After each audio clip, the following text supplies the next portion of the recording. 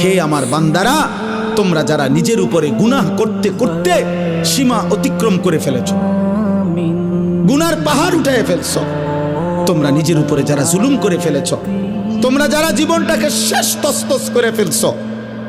হাদিসের মধ্যে, তাফসীরের মধ্যে আছে, নবীজির কাছে কয়েকজন লোক এসে বলছিল, হে মুহাম্মদ, আমরা তোমার কালেমা গ্রহণ করতে চাই, কিন্তু তুমি কি জানো যে আমাদের গুনাহ কি পরিমাণ?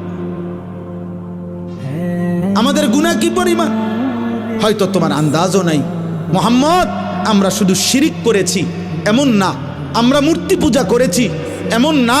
তাফসীরে কুরতুবীতে স্পষ্ট লিখছে, নবীজিকে তারা বলছে, হে মুহাম্মদ, চুরি করছি কি পরিমাণ, হিসাব নাই। জিনা করেছি কি পরিমাণ, হিসাব নাই। মদ পান করেছি কি পরিমাণ, হিসাব নাই। খুন করছে কি পরিমাণ, হিসাব নাই। জীবনটা শেষ করে দিছি গুনায় গুনায়, আজ আর কোনো হিসাব করেও কুলাইতে পারবো না। এত বেশি পরিমাণ গুনাহ আমাদের